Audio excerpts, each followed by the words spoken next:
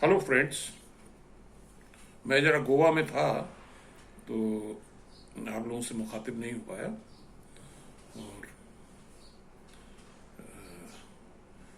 हालांकि मैं जो है पॉलिटिकल विषयों पे चर्चा कम करना चाहता हूँ, क्योंकि मेरे चैनल का मुख्य उद्देश्य है एम्प्लॉयमेंट। और जैसा कि हमारे देश में जो परसेप्शन बना हुआ है, बड़े बड़े राजनेता और जितने भी विचारक हैं, अफसोस ये है कि उसमें से ज़्यादातर लोग सरकारी नौकरियों को ही रोजगार समझ लिए हैं। और इस पे बहुत कुछ मैंने कहा है। अभी लेटेस्ट मुझे देख करके बड़ा अफसोस हुआ। एक कोई रिटायर्ड गवर्नर हैं मिस्टर सत्यपाल मलिक, तो उन्होंने भी सरकार पे ये दोषारोपण किया है कि सरकार जो है नौकरियां नहीं दे रही है।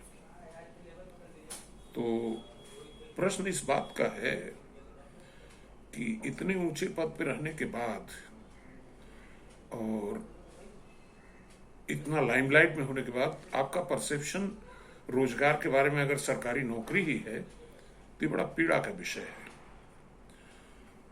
तो हमारे जो राजनीतिज्ञ हैं वो दो चीज़ों का फायदा अंग्रेज जो छोड़ के गए थे, पहला वो मैकाले की जो शिक्षा नीति थी, जो बाबू पैदा करने के लिए बनाई गई थी, नौकर, उसके पोषक हैं ये सारे के सारे राजनेता।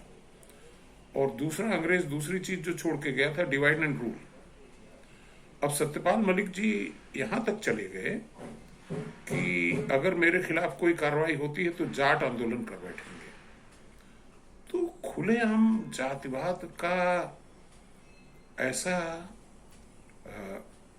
प्रचार, उसी तरह से और तमाम नेता हैं जो खुल करके कहते हैं कि वो मेरी जात का है इसलिए उसे परेशान किया जा रहा है। अरे भाई, 75 साल हो गए आज़ादी के, कॉन्स्टिट्यूशन इतना पुराना हो गया, उसमें कहीं जात पात का उल्लेख नहीं है, तो आप लोग फिर से क्यों जात जात चिल्लाते हो?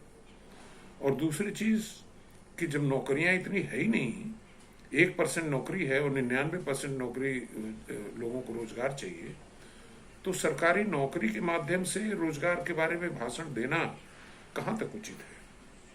इसलिए दोस्तों, मेरे इस चैनल पे तरह तरह के रोजगार जो छोटे स्तर से लेकर के एंटरप्रेन्योरशिप से रिलेटेड, वो बहुत सारे यहाँ पे आने जा रहे हैं।